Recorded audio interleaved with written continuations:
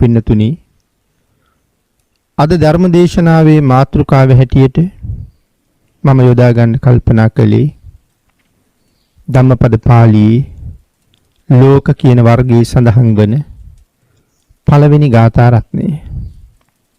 සවැත් නුවර ජේතවනාරාමේ වැඩ ඉන්න කාලේ පුංචි සාමණේර භික්ෂුන් වහන්සේ නමක් ඇසුරු අරබයා භාග්‍යතුන් වහන්සේ මේ ගාථා රත්නය දේශනා කොට වදාලා. ලොව වඩන්නෙකු නොවිය යුතුයි කියන කාරණාව තමයි මේකේ ප්‍රධාන අරමුණ හැටියට මාතෘකාව හැටියට සඳහන් වෙන්නේ. හීනං ධම්මං න සේවෙය්‍ය පමාදේන න සංවසී මිච්ඡා දිට්ඨින් න සේවෙය්‍ය නසියා ලෝකවද්දනෝ. ලාමක දහම්, පමාවට හේතු වෙන දහම්, මිසදිටු බව ආදී මේ නොයෙක් කරුණු ජීවිතයක නොසවිය යුතු දේවල්. පින්නතුනි, ලාමක දහම් කියලා සඳහන් කළේ පංචකාමය, පමාව කියලා සඳහන් කළේ පව, මිසදිටු බව. යම් කෙනෙක් සොයන්නේද ඔහු සසර දික් කරන කෙනෙක්. යමෙක් එයින් මිදෙන්නේද ඔහු මේ සසර නොවඩන කෙනෙක්. මේක තමයි ගාථා රත්නේ සරල තේරුම. මෙවන් ගාථා රත්නයක් ලෞතර භාග්‍යතුන් වහන්සේ දේශනා කොට වදාළි මොන වගේ කාරණාවක් නිසාද? මුලින් සිහිපත් කළා කුඩා සාමණේර නමක් අරමුණු කරගෙනයි දේශනාව කළේ. විශාකා මහ උපාසිකාවගේ නිවසේ දන් වළඳන්න යන භික්ෂූන් වහන්සේලා අතර එක භික්ෂූන් වහන්සේ නමක් තමන්ගේ ශිෂ්‍ය වූ කුඩා සාමණේරයන් වහන්සේත් එදා දානෙට එක් කරගෙන ගියා. විශාකා මහ උපාසිකාවගේ ගෙදර විශාකාවගේ මිනිබිරියෙක් ඉන්නවා. එක මිනිබිරියක් වතුර භාජනයක් අරගෙන ඒ වතුර භාජනයෙන් තමන්ගේ මුහුණ බලලා සිනා වුණා. වතුර භාජනයෙන් මුහුණ හොඳට පේනවා. ඒ පේන රූපයත් එක සිනහ වුණා. කුඩා සාමණේර නම ඒ දිහා බලාගෙන හිටියා. ඒ වතුර භාජනයෙන් මුහුණ බලලා ඉවත බලනකොට සාමණේරයන් වහන්සේ දැක්කා. සාමණේරයන් වහන්සේ ඈත් එක්ක සිනහසුණා. ඒ වෙලාවේ අර ලාබාල ලැදරිය සඳහන් කළා හිස මුඩු කළ තට්ටය මාත් එක්ක hina වෙන්නේයි කියලා. කුඩා හාමුදුරුවන්ගේ හිත ඒකෙන් හුඟක් රිදුනා. උන්වහන්සේට හිස මුඩු කළ තැනැත්ත කිව්වා කියලා. උන්වහන්සේ සඳහන් කළා ඔබත් තට්ටියක්, ඔබේ අම්මත් තට්ටියක්, ඔබේ තාත්තත් තට්ටියක්, මම විතරක් නෙමෙයි කියලා. ඒ කාරණාව ඇහුවට පස්සේ ඇය අඬන්න පටන් ගත්තා. අඬාගෙන ගිහිල්ලා විශාකාවට ඒ කාරණාව කීවා. විශාකාවට ඒ කාරණාව සඳහන් කරාම විශාකා මහ උපාසිකාව අර සාමණේරයන් වහන්සේට සඳහන් කළා ස්වාමීනි, ඔබ වහන්සේ පැවිදි වෙච්ච කෙනෙක්. මේ වගේ පුංචි ලැදරියක් කියන කතාවක් අහලා කේන්ති ගන්න ඔබ වහන්සේට වටින්නේ නැහැ කියලා. උන්වහන්සේගේ ලොකු හාමුදුරුවෝ උන්වහන්සේ වෙනුවෙන් මොකවත් කතා කළේ නැහැ. නමුත් මේ වෙලාවේ කුඩා නම බොහෝම කනස්සල්ලටපත් වුණා. උන්වහන්සේ කනස්සල්ලෙන් ඉන්න වෙලාවේ ලෞතර බුදුරජාණන් වහන්සේ විශාකාවගේ නිවසට පිණ්ඩපාතේ වැඩියා. පුංචි සාමණේරයන් වහන්සේ බුදුරජාණන් වහන්සේට වන්දනා කරලා තමන්ගේ හිත රිදුන බව බුදුරජාණන් වහන්සේට මතක් කළා. ආන් ඒ වෙලාවේ අපේ බුදුරජාණන් වහන්සේ සඳහන් කළා, විශාකා, මගේ ශ්‍රාවකයන් වහන්සේලා ශ්‍රමණ ධර්මයට අනුරූපව ශ්‍රමණ සාරුප්‍යයට ගැලපෙන්න සුදුසු ආකාරයෙන් හිස මුඩු කළා. ඒක ශ්‍රමණ ධර්මයේ තවත් එක ස්වરૂපයක්. ඒ නිසා ඒ තවත් කෙනෙකුට උන්වහන්සේලාට සමච්චල් කරන්න හේතුවක් නෙමෙයි. ඒ එසේ කරනවා නම් ඒ ඊට වැරදි කියන කරුණ දක්වලා සාමණේරයන් වහන්සේ සනසලා අනික් ගිහි පිරිසට අවවාද කළා. මේ පුංචි හාමුදුරුවෝ මේ ජීවිතෙන් සෝවාන් ආර්ය මාර්ග ඵලයට යන්න තරම් මහත් උපින් ඇති කෙනෙක්. භාග්‍යතුන් වහන්සේ ඒ කරුණ දේශනා කරලා අපි අර මාතෘකා කරගත්ත ගාථා රත්නේ මෙතෙන්ට දේශනා කොට වදාලා. ඒ කුඩා සාමණේරයන් වහන්සේට හීනං ධම්මං නසේවෙය්‍ය, හීන වූ දහම් පස්කම් නොසවිය යුතුයි. ඒ කියන්නේ පංචකාමයට නොඇලිය යුතුයි. පංචකාමයට ඇලුන තැන සදාකාලික සුවයක්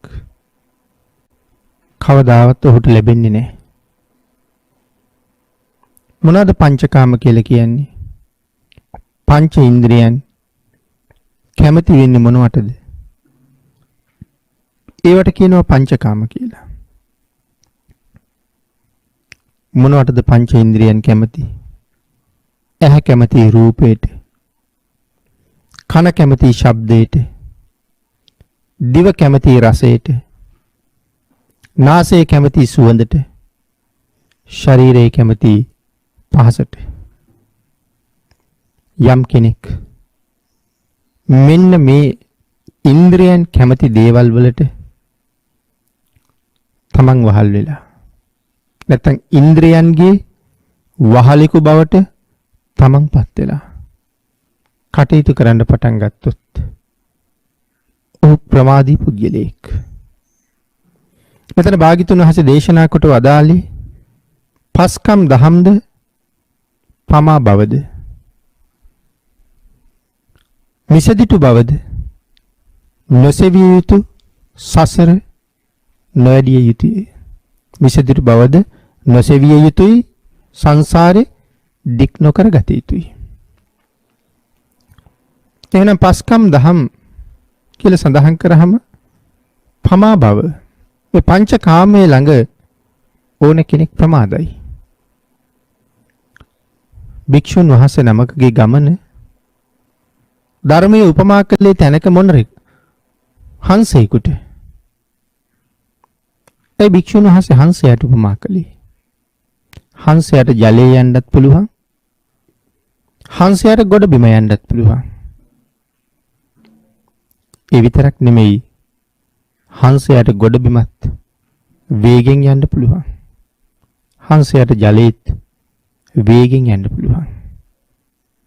ගොඩ බිම හංසයා යම්සේ ගමන් කරනවාද, ජලයේ ඊටත් වඩා වේගෙන් ගමන් කරනවා. හංසයට තියෙන සැහැල්ලු ශරීරයක්, බරාඩු ශරීරයක්. නමුත් පින්නතුනි, මොන රට එහෙම නෙමෙයි. මොන රට ජලයේ කොහොමත් යන්න බෑ. මොන රට තියෙන හුඟක් බර ශරීරයක්, දිග පිල් කලඹක් තියෙනවා. අනික මොනරා රූපයෙන් හරි ලස්සනයි. තමන්ගේ රුව ගැන අහංකාරකමක් තියෙනවා. සැරසෙන්න හරි කැමති. ඉතින් ඒ නිසා පිල් විදහලා සෙල්ලම් කරන්න, නටන්න මොනර හරි කැමති. ඉනි කොහොමත් ජලයේද ගමන් කළ නොහැකි නිසා මොනරාගේ ගමන ප්‍රමාදයි. මොනර බර වැඩි. එහෙනම් ගිහි ජීවිත ගත කරන අය, පංචකාම ලෝකේ අතරමං වෙච්ච අය, මේ සංසාර මාර්ගයේ කෙරවල හොයාගෙන යන්නේක හුඟක් ප්‍රමාද කරගන්නවා. හුඟක් ප්‍රමාද කරගන්නවා කියලා සඳහන් කරාම නිකන් හිතලා බලන්න. එදිනෙදා ජීවිත ගත කරනකොට අපේ කාලයේ වැඩියෙන්ම කැප වෙන්නේ මොනවටද කියලා. නිරන්තරයෙන් රූප, ශබ්ද, ගන්ධ, රස, ස්පර්ශත් එක්ක ගැටෙනවා වැඩි. රූපේ සඳහා දක්වන කැමැත්ත. ලස්සන ලස්සන රූප හොයන්න. ලස්සන ලස්සන රූප බලන්න. ඒ හොයාගත්ත ලස්සන රූපවල රස විඳින්න. අපේ කාලය කොයිතරම් වැය වෙනවද? නැටුම්, ගැයුම්, වාදනය කිරීම, මේ තැන්වලට ගියහම පැය ගණන් නාස්ති වෙනවා ජීවිතේ. නිකන් හිතන්න, වර්තමානයේ නම් දුරකථනයක් ළඟ පැය කීයක් දවසකට නාස්ති වෙනවද කියලා. සමහර වෙලාවට ගෙවිලා ගියපු පැය ගාන දන්නේ කාරණාව ඉවර වුණාම. මේක මට ජීවත් වෙන්න තිබ්බ කාලේ ගෙවිලා තියෙන්නේ. අපායෙන් ඈතට යන්න තිබ්බ කාලේ මේ ගෙවිලා තියෙන්නේ. නමුත් මේ ගෙවාපු කාලය තුල අපායෙන් ඈත් වුණාද? එහෙම නැත්නම් අපායට ලං වුණාද? රූප වාහනිය ළඟ වාඩි වුණාම පැය කීයක් නිකරුණේ ගෙවලා දානවද? ඒ ගෙවලා දාන පැය ගාන මෙලවට යහපතක් කළාද? පරලොවට යහපතක් කළාද? මෙලවටත් අයහපතක් කළා. පරලොවටත් අයහපතක් කළා. මොකද්ද මෙලවට කරපු අයහපත? ආධ්‍යාත්මික ජීවිතය වෙනුවෙන් ඒ කාලේ යෙදුවනම් ඒකෙන් කොයිතරම් ලාභයක්ද? නැත්නම් එදිනෙදා Tamanට නිමා කරන්න තියෙන කටයුතු සම්බන්ධයෙන් ඒ කාලේ යෙදුවනම් ඒකෙන් කොයිතරම් අස්වැසිල්ලක්ද? ආධ්‍යාත්මයක් නැහැ, ලෞකිකත්වයක් නැහැ. නිකම්ම කාලය ප්‍රමාදීව ගෙවිලා ගිහිල්ලා. නමුත් ප්‍රමාදීව ගත වෙච්ච කාලය තුල දුරකථනය ළඟත්, රූප වාහනිය ළඟත් රාගය නම් ඉපදුනා, ද්වේෂය නම් ඉපදුනා, මෝහය නම් ඉපදුනා. ලෝභ, ද්වේෂ, මෝහ, එම්තන් රාග, ද්වේෂ, මෝහ කියලා කියන්නේ ඊට බලවත් අකුසල මුල් තුනක්. මේ අකුසල මුල් තුන ඔස්සේ තවත් නොඑක් කෙලෙස් පැත්තට ඇදලා යන අවස්ථා බොහොමයි. අංගික නිසා ප්‍රමාද වීමක්. ඊට අමතරව තවත් කොයිතරම් නොඑක් රූප ළඟ අපි නතර වෙනවද? දැකපු ලස්සන රූප, ඒ රූප හොයන්න ගිහිල්ලා නතර වෙලා ගත කරපු කාලය. තවත් නොඑක් චාරිකාවල් වල ගිහිල්ලා ලස්සන ලස්සන දේවල් බලන්න ඕන වෙච්චහම ගංගා ඇල දොල බලන්න යනවා, දී ඇලි ආදිය බලන්න යනවා, කඳු හෙල් බලන්න යනවා. තවත් නොඑක් ඒ වාගේ අපි බලන්න යන තැන් කොච්චර තියෙනවද? ඒ තැන් වල ගත වෙච්ච කාලය මේ විදිහට කල්පනා කරලා මේ ඇහැ නිසා නිකරුණේ ගත වුණ කාලය දවසේ කොයිතරම් ප්‍රමාණයක්ද කියලා එකතු කළොත් අවුරුද්දක් එකතු කරලා බලන්න. දවස් කීයක් රූපේ නිසා අසරණ වෙලාද කියලා. රූපේ නිසා දවස් කීයක් මේ අවුරුද්දේ නිකම්ම ගෙවිලා ගිහිල්ලාද? ඊළඟට ශබ්ද, රූපත් බලමින්, ශබ්දත් අහමින් සතුටු වෙන්න ගිය තැන්වල සමහරලාට සංගීත සංදර්ශන බලන්න යනවා, නාට්‍ය සංදර්ශන බලන්න යනවා, මේ වගේ තවත් නොඑක් දේවල් ඔස්සේ ගිහිල්ලා අපේ කාලය විනාශ වෙලා තියෙන තරම්. රස හොයන්න ගිහිල්ලා, සුවඳ වර්ග හොයන්න ගිහිල්ලා, එහෙනම් දිව පිනවන්න, නාසය පිනවන්න, කය පිනවන්න කොයිතරම් කාලේ නාස්ති කරන්න උනාද? උදේ ඉඳලා රෑ වෙනකන් දරන වෙහෙස මේ පංචකාමයේ නිසා නෙමෙයිද? මේ ඉන්ද්‍රියන් පිනවන්න පෝෂණය කරන්න ඕන නිසා නෙමෙයිද ගෙවිලා තියෙන්නේ කියලා කල්පනා කරන්න. නමුත් මේ කාරණාවල් වලට ගිහිල්ලා සිල් බිඳුන වාර කොපමණද? ඔබම හිතලා බලන්න. සිල් බිඳුන වාර කොපමණක් තියෙනවද කියලා. ඒතකොට දියුණුවක්ද? හැමදාම ගමන ඉස්සරහට නෙමෙයි. ගමන පස්සට.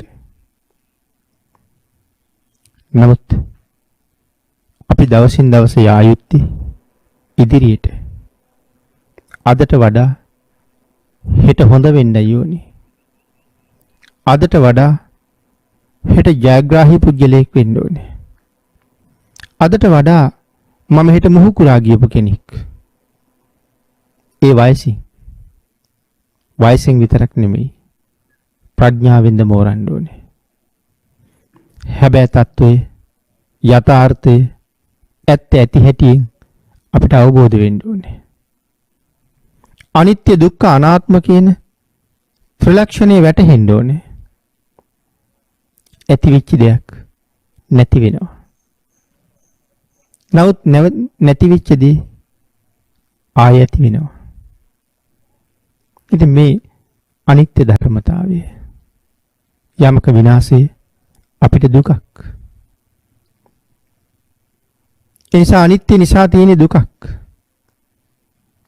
නමුත් මේ කාරණාව තේරුම් අරන් හිටියහම අපි අතර කෙනෙක් මරණයටපත් වුණාම මරණය ලෝකේ හැමෝටම සාධාරණයි. අනිත්‍යතාවයත් හැමතෙම සාධාරණයි. එහෙනම් අනිත්‍යතාවයේ හැමතෙම සාධාරණ නම් මේ තියෙන්නේ මොකද්ද?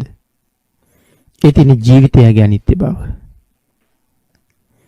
ඒක උපතින්ම අරගෙන ආපු අනිත්‍ය බවක්. උපන්නොත් අනිවාර්යෙන් මරණයටපත් විය යුතුමයි.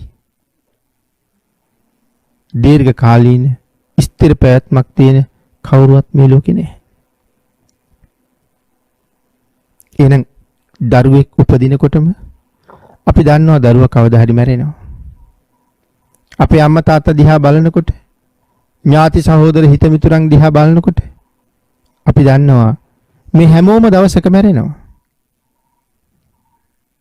මැරෙන විදිහ අපි දන්නේ. කොයි වාගේ දරුණු ලෙඩ රෝගෙ හැදෙයිද? මොන හේතුවක් එළඹිලා මරණයටපත් වෙයිද? එකක්වත් අපි දන්නේ නැහැ. නමුත් මරණය වුණාම අඬනවා, වැළපෙනවා, කෑකෝ ගහනවා. අනිත්‍ය ධර්මතාවයේ, ලෝක ධර්මතාවයේ, ජීවිතයේ හැබෑ ස්වභාවය ඔවුන් අවබෝධ කරගෙන ඉඳලා නැහැ. අවබෝධ කරගෙන ඉඳලා නැහැ කියලා කියන්නේ ඔවුන්ට ඒ ගැන තේරුම් ගන්න, අවබෝධ කරගන්න, ධර්මයේ යෙදෙන්න, ධර්මයේ හැසිරෙන්න, ධර්ම ශ්‍රවණය කරන්න විවේකයක් තිබුණේ නැහැ. දහමට කන් දීලා දහමත් එක්ක ජීවිතය ගොඩනගා ගන්න උත්සාහ කරලා නැහැ. වයසින් මුහුකුරා ගිහිල්ලා, දැනුමෙන් මුහුකුරා ගිහිල්ලා නැහැ. ඒ නිසා මේ ලෝකේ මරණය සිද්ධ වෙච්ච එකම පුද්ගලයා තමන්ගේ මව විතරයි, පියා විතරයි, දරුවා විතරයි වගේ මහ පුදුම විදිහට කෑ ගහලා අඬනවා. හැබැයි ධර්මයේ දන්න කෙනෙක් කවදාවත් කෙනෙකුගේ මරණය වෙනුවෙන් අඬන්නේ නැහැ. මොකද ඒක නිර්ර්ථක ක්‍රියාවක්. කොච්චර ඇඬුවත්, කොච්චර වැළපුණත්, පෙරලි ඇඬුවත්, ඔළුව බිම ගහ ඇඬුවත්, තමන්ට හානියක් කරගත්තත් ශෝකේ දරා ගන්න බැරුව මරුණ කෙනා නෙමෙයි අය කවදාවත්ම එන්නේ. එහෙමනම් ඒ කාරණාව මනාව දැනගන්න ඕනේ මුහුකුරා යනකොට. මේක නිර්ර්ථක ක්‍රියාවක්. තමන් වෙහෙසටපත් වීමක් විතරයි. තමන් රෝගී වීමක් විතරයි. තමන් දුර්වර්ණ වීමක් විතරක් මෙතන සිද්ධ වෙලා තියෙන්නේ. එන්නම් කියලා මේ ලෝකෙට ආවිත් නෑ. යන්නම් කියලා මේ ලෝකෙන් ගියෙත් නෑ. අනව්හාතු තතු වාග අනනුඤ්ඤාතෝ ඊතෝ ගතෝ. භාග්‍යතුන් වහන්සේගේ පැහැදිලි කිරීම. අපේ ආරාධනාවකින් ආවෙත් නෑ. අපේ ආරාධනාවකින් ගියෙත් නෑ. කැමති විදිහට ආවා, කැමති විදිහට ගියා. අපිට අඬන්න වැළපෙන්න දෙයක් නෑ. නමුත් මේ කරුණු මේ ජීවිතයේ එක තැනක දකින්න දෙයක් මරණය ළඟ විතරක්. නමුත් තමන්ගේ බොහෝ දේවල් අතුරුදහන් වුණාම, නැති වුණාම, බිඳුනහම, දිරලා ගියාම ඇති වෙන දුක සංతాපේ. නමුත් මේක තමයි ස්වභාවය. ඇති වෙනවා, පවතිනවා, නැති වෙනවා. එනින් දහමත් එක්ක ජීවත් වුණා නම්, දහමට අනුව ජීවිතේ ගොඩ නැගුවා නම් මේ අනිත්‍යතාවය මනාව දකින්නවා. මට මමවත් නැතිකොට මේ ලෝකේ කොහෙද තව දේවල් මට හිමි වෙන්නේ? මාවත් වෙනස් වෙලානේ. හිසකෙස් පැහිලා, දත් ටික වැටිලා, ඇඟරලි වැටිලා, බාන්න වෙනස් වෙලා තියෙන තරම. ආංගික නිසා මේක දහමත් එක මනාව තේරුම් අරගෙන පංචකාමයේ තුලම රැඳිලා ඉන්නේ නැතුව ආධ්‍යාත්මික ජීවිතය පෝෂණය කරගන්නත් හැකිතරම් ඇලීම් වලින්, ගැටීම් වලින්, බැඳීම් වලින් අයින් වෙන්නත් අපි කටයුතු කරන්න ඕනේ. එහෙම නැත්නම් මේක තේරුම් ගන්න වෙලාවක් නැහැ. පංචකාමයට එක්කම පංචකාමයේ රැස් කර ගැනීම උදෙසාම, පංචකාමයෙන් සතුටු වීම උදෙසාම අවුරුදු කෝටි ප්‍රකෝටි ගානකින් හම්බෙන්නේ නැති වටිනා ජීවිතක කාලයේ නිකරුණේ නාස්ති වෙලා. ඒ විතරක් නෙමෙයි, වරි ප්‍රමාදයි. ඇයි ප්‍රමාදයි කියලා සඳහන් කළේ? මුලින් අපි කතා කළා. කොයිතරම් ප්‍රමාදයටපත් වෙනවද පංචකාමයට එක්ක? රූප ළඟ කොයිතරම් නැවතිලාද? ඊළඟට පින්නතුනි, නින්දට ගත කරන කාලේ සමහර අය දවසකට පැය 12ක් 15ක් නිදා ගන්නවා. ඊටත් වඩා නිදා ගන්න අය අපි අතර ඉන්නවා. ඉතින් එහෙම නින්දට වැඩි කාලයක් ගියාම අවදි වෙලා ඉන්නේ අඩු කාලයයි. දවසේ පැය 24යිනේ. අඩු කාලයයි අවදි වෙලා ඉන්නේ. පැය 15ක් 18ක් නිදි. ඊටු කාලය අවදි වෙලා. හැබැයි කාලය හරිම නිර්ර්ථක විදිහට ගෙවෙනවා. ආධ්‍යාත්මික සංවර්ධනයක් නැහැ. බෙදත් එදිනෙදා කටයුත්තක් නැහැ. අල්ලාප සල්ලාපෙන් කාලයක් ගෙවෙනවා. මුලින් සඳහන් කළා වගේ ඔය රූප වහනී වාගේ දේවල් ළඟ තව කාලයක් ගෙවෙනවා. අර අවදියෙන් ඉන්න පැය කීපය ඒ වාගේ තැන්වල ගෙවිලා දානවා. ප්‍රමාදී පුජ්‍යලියෝ. භාග්‍යතුන් වහන්සේ දේශනා කළේ ජීවත් වුණත් මරුණ අය වගේ කියලා. ප්‍රමාදී පුජ්‍යලයා ජීවත් වුණත් මරුණ කෙනෙක් වාගේ. අපමාදෝ අමත පදං පමාදෝ මච්චුනෝ පදං. අප්‍රමාදී පුජ්‍යලයා කොයිතරම් ශ්‍රේෂ්ඨද මේ ලෝකේ. මරුණත් ඔහු බබලන කෙනෙක්. නම පවතිනවා. නමුත් පමා වූ අය ජීවත් වුණත් මරුණ අය වගේ. භාග්‍යතුන් වහන්සේ පමා බව කවදාවත්ම අගය කරන්නේ නැහැ. ආමන්ත්‍යාමි වූ වය ධම්මෝ සංකා ආමන්ත්‍යාමි වය ධම්මා සංඛාරා දේශනා කළේ මේ සංස්කාර ධර්මය අනිත්‍යයි. ඒ අනිත්‍ය නිසා හැම මොහොතකම සිහිය ප්‍රඥාව සහිතව තමන් පිළිබඳ වග කියාගෙන තමන්ට සාධාරණයක් කරගෙන මනාව තමන්ගේ ජීවිතයට යහපතක් කරන්න ඕනේ. අප්‍රමාදේන සම්පාදේත අප්‍රමාදීව කාරණාවෙහි යෙදෙන්න ඕනේ. භාග්‍යතුන් වහන්සේගේ අවසන් බුදු වදනත් අප්‍රමාදී බව සම්බන්ධයෙන්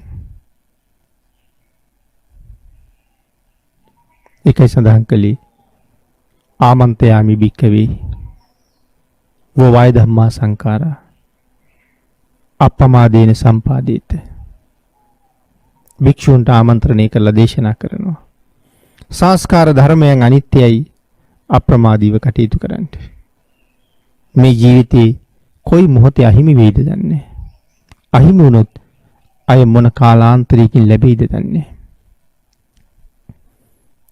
ඒ නිසා මේ ප්‍රමාදී බව භාග්‍යතුන් වහන්සේ කොහොමත් ප්‍රශංසා කරන්නේ. ඊළඟට සඳහන් කළා මිත්‍යා දෘෂ්ටිය. මොකද්ද මිත්‍යා දෘෂ්ටිය කියලා කියන්නේ? ඇති හැටියෙන් අවබෝධ කරගන්නේ නැති එක. නිවැරදි කාරණාව මනාව තේරුම් නොගන්න එක. භාග්‍යතුන් වහන්සේ යමක් දේශනා කළාද ඒට පටහැනිව අදහස් දක්වන එක මිත්‍යා දෘෂ්ටියයි. වැරදි දෘෂ්ටියක්. ලෝකේ සනාතනික නොවන දෙයක්. නමුත් එවන් මතදරන එවන් අදහස් ඉදිරිපත් කරන එවන් කරුණු කියන අය බොහොමයි. ඒ කරුණු වැළඳගත් අයත් බොහොමයි. ඒ ඔස්සේ සැනසීම හොයන්න හදන අයත් බොහොමයි.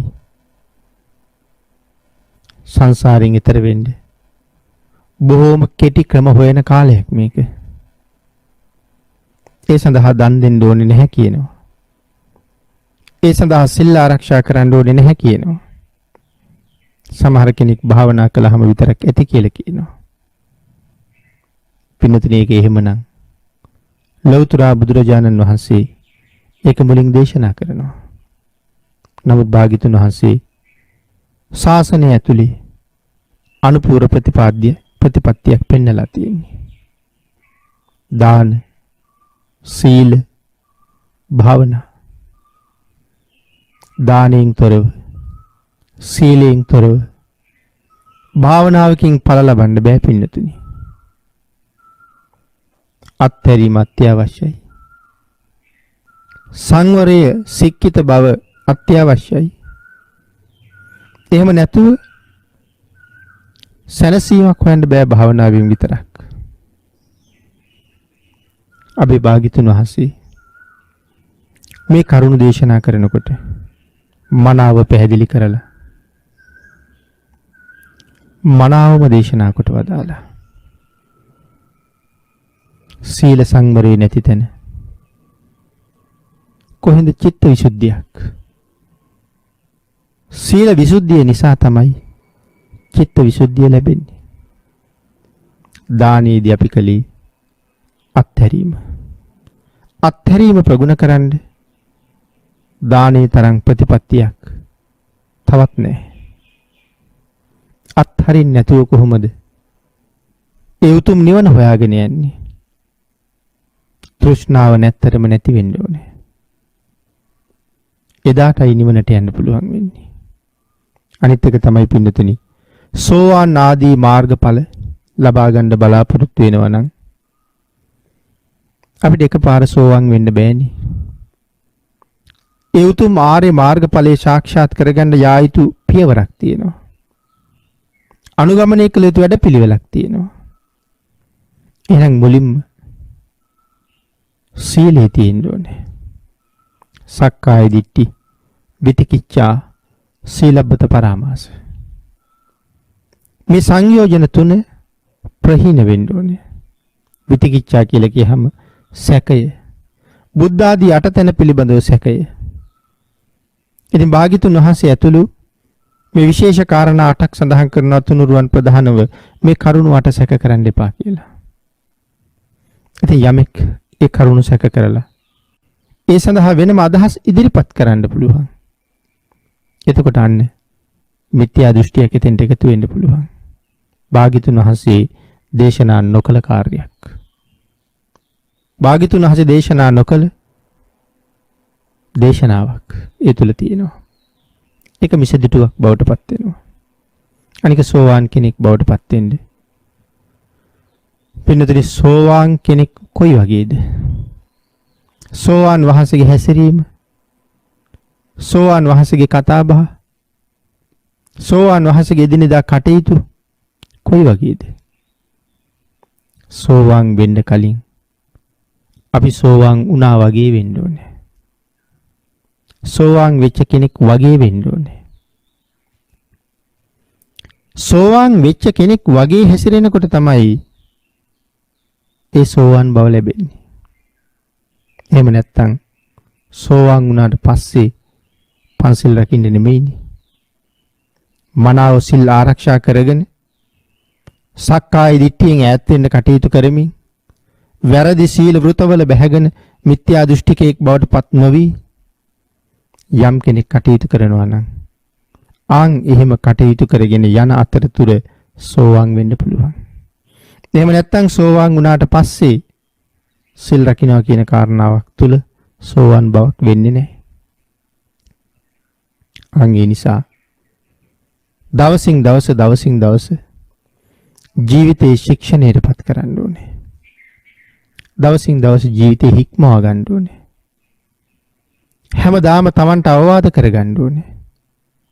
දවසක් ගෙවිලා දවසක් උදා වෙනකොට මොනවද අද කළේ? ආධ්‍යාත්මික ජීවිතය වෙනුවෙන් මොනව කළාද? ලෞකික ජීවිතය වෙනුවෙන් මොනව කළාද? තමන් විමසන්න ඕනේ. විමසලා කළ යුතු කාර්යයන්, විය යුතු කාර්යයන් තමන් අතින් සම්පූර්ණ වෙලා නැත්තම් තමන්ටම චෝදනා කරගන්න ඕනේ. ශ්‍රේෂ්ඨ මනුස්ස ජීවිතයක් උතුම් බුද්ධාන්තරයක් තියෙන කාලේ ලබා ගත්තට පස්සේ ඒ බුද්ධාන්තරය නිසා ලැබුණ වටිනා මනුස්ස ජීවිතයට අපි හොඳ සාධාරණයක් කරන්න ඕනේ. මොකද මේ ජීවිතේ ආයේ කවදානම් හම්බ වෙයිද? අපිට ආයේ කවදානම් බුද්ධාන්තරයක් මුණ ගැහිද? වහවහ අකුසලයෙන් මිදෙන්න ඕනේ. සතර අපායවල වල වැටුනහම, තිරිසන් ආදී ලෝකවල ඉපදුනහම, කල්ප කාලාන්තරයක් දුක් විඳින പ്രേත ලෝකවල ඉපදුනහම බුද්ධාන්තර කීයක් පහු වෙයිද? പ്രേත ලෝකවල කොයිතරම් කාලයක් දුක් විඳින්න වෙයිද? තිරිසන් ලෝකවලට වැටුනහම නිමක් නැති අකුසල්ම පිරෙනවා. කවදනම් එයින් ගොඩට යන්නද? ඒ කාරණා නිතරම මෙනෙහි කරන්න ඕනේ. මේ අවවාද Tamanටමයි. එහෙම මෙනෙහි කරලා යම් කෙනෙක් කටයුතු කරන්න පෙළඹෙන්නේ නැත්තම් ඒ පුජ්‍යලයා මේ ජීවිතේ ප්‍රමාදී පුජ්‍යලෙක්. ජීවත් වුණත් මරුණ කෙනෙක් වගේ. පින්නතුනි, ඒ නිසා අපේ භාග්‍යතුන් වහන්සේ යම් ආකාරයකින් අපිට මේ ධහම ගෙනල්ලා දුන්නද? අපි වෙනුවෙන් හොයලා දුන්නද? ලෞතර බුදුරජාණන් වහන්සේ මේ සංසාරේ තියෙන දුක අපිට පැහැදිලි කරලා දෙන්න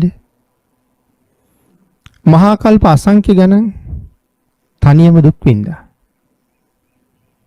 තනියම දුක් විඳා කියලා කියහම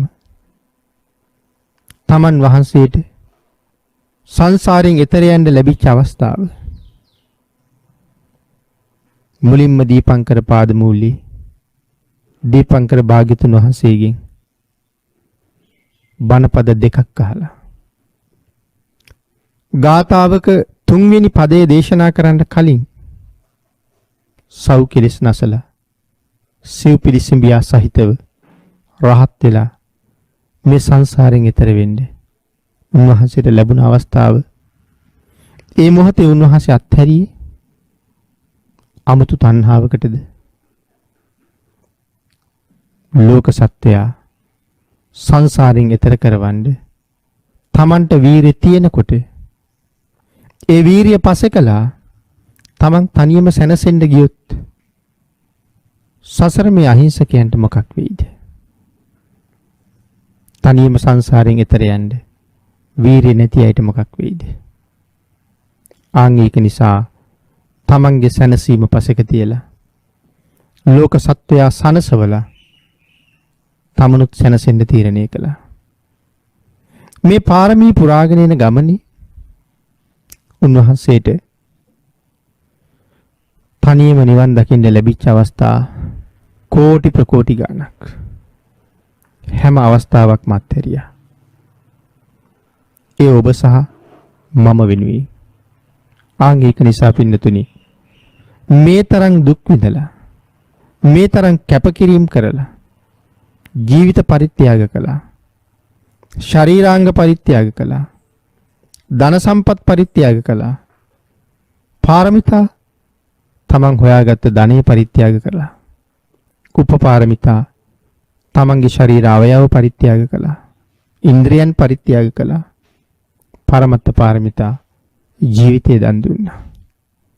ඒකයි සඳහන් කළේ අහසේ තරු වලට වැඩි ඇස් දන් දීලා, සාගරයේ ජලයට වඩා ලේ දන් දීලා, පොළොවේ පස් වලට වඩා මස් දන් දීලා, දරුවෝ, බිරිඳ, රාජ්‍ය මේ ආදී නොයෙක් දේවල් ප්‍රමාණ රහිතව දන් දීලා අති දුෂ්කර කාර්යයක් සිද්ධ කරලා සාමාන්‍ය කෙනෙකුට කරනවා තබා හිතන්නවත් බැරි කටයුතු කරලා උන්වහන්සේ ලෞතර බුද්ධත්වයේ ලබා ගත්තේ. ඒ ලෝක සත්‍යය සංසාරයෙන් එතර කරන්න. ඒ තරම් දුෂ්කර ගමනක් ඇවිල්ලා මේ සංසාරේ ස්වභාවය කොයි වාගේද? මේ සංසාරේ කොයි තරම් දුක්ඛදායකද? මේ දුකින් අත මිදෙන්න යම් කෙනෙක් කටයුතු කළේ නැත්නම්, දුකින් එතර වෙන ක්‍රමය යම් කෙනෙක් දන්නේ නැත්නම් සදාකාලිකව මේ දුකේ නිමාවක් නැහැ. දුකින් එතර වෙන ක්‍රමය පින්නතේ කවුරුවත් දන්නේත් නැහැ. ඒ ක්‍රමය කියලා දෙන්නේ ලෞතර බුදුවරු විතරයි. ඒ ක්‍රමය වැටහුනේ ලෞතර බුදුරජාණන් වහන්සේට විතරයි.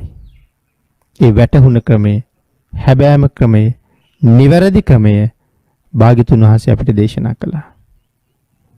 ඒ නිසා භාග්‍යතුන් වහන්සේගේ ශ්‍රී මුඛයෙන් දේශනා කොට වදාර ඒ නිර්මල බුද්ධ වචනය යම් කෙනෙක් වෙනස් කරලා ඒ එසේ නෙමෙයි ඒ මෙසේ විය යුතුයි කියලා සඳහන් කරනවා නම් ඒක නිර්මල ධර්ම පර්යාප්තියට පටහැනි නම් විරුද්ධයි නම් ඒවට අපි කියනවා මිත්‍යා දෘෂ්ටි කියලා. මේ ලෝකේ තියෙනවා අපි දන්න දරුණුම අකුසල් 5ක්. අපි ඒවට කියන්නේ ආනන්තරීය පාප කර්ම කියලා. නමුත් පින්නතුනි ධර්මයේ මේ ලෝකේ මේ වගේ භයානක අකුසල් 6ක් තියෙනවා. එයින් එකක් තමයි මිත්‍යා දෘෂ්ටිය. ආනන්තරීය කර්මයට වඩා හරි බල සම්පන්නයි.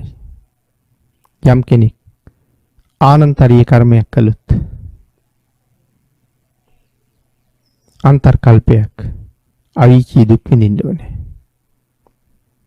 නමුත් මිත්‍යා දෘෂ්ටිකෙක් අවීචියට වැටුනහම සඳහන් කරන්නේ කල්ප විනාශය එළඹෙමින් තියෙනවා නම්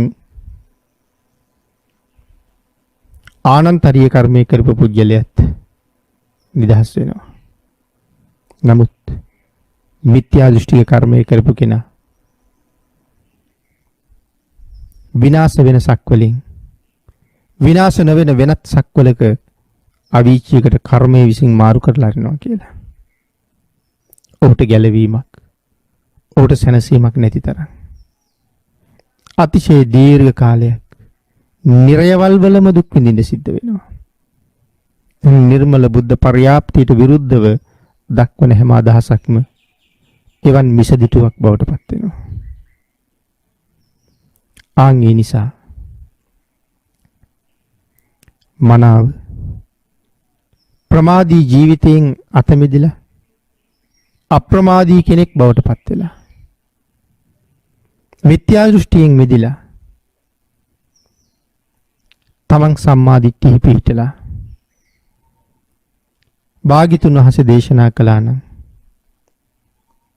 සතර අපායෙන් මිදෙන මගක් ඒ මග අනුගමනය කරලා සුගතියෙන් සුගතියට ගමන් කරලා හෝ සතර අපායට පිටුපාලා නිවනින් සැනසෙන්න කටයුතු කරගන්න ඔබට මට කල්ප කාලාන්තරයකින් කලාතුරකින් ලැබෙන අති වාසනාවන්ත ශ්‍රේෂ්ඨ උදාර අවස්ථාවක් බුද්ධාන්තරයක ලැබිලා තියෙන සම්මාදිට්ඨික මනුස්ස ජීවිතය. නැවත නැවතත් සිහිපත් කරන්නේ එවන් උදාර ජීවිතයකට සාධාරණයක් ඉෂ්ට කරන්න අපි හැම වෙලාවෙම වෙහෙසෙන්න ඕනේ. එහෙම නැත්නම් ලෝකයට වඩා මුලින්ම මම අසාධාරණයක් වෙලා තියෙන්නේ මටමයි. ඔබ විසින් ඔබට අසාධාරණයක් කරගන්නවා නම් ඔබට අසාධාරණයක් වෙනවා නම් ඔබම ඔබට අසාධාරණයක් වෙනවා නම් ඔබෙන් ඔබට ප්‍රයෝජනයක් නැහැ. ඔබ තුලම පරාජිතයෙක් විතරයි. ඒ නිසා හැම මොහොතකම හැම කෙනෙක්ම ජයග්‍රාහකයෙක් වෙන එකනේ බලාපොරොත්තු. ඒ නිසායි සඳහන් කළේ සතුරන් 100 ගාණක් 1000 ගාණක් නැසලා ජයග්‍රාහක වෙනවට වඩා වටිනවා තමාව ජයග්‍රහණය කරන එක. එහෙනම් ඔබ උත්සාහ කරන්න ඔබව ජයග්‍රාහකයෙක් බවට පත් කරගන්න.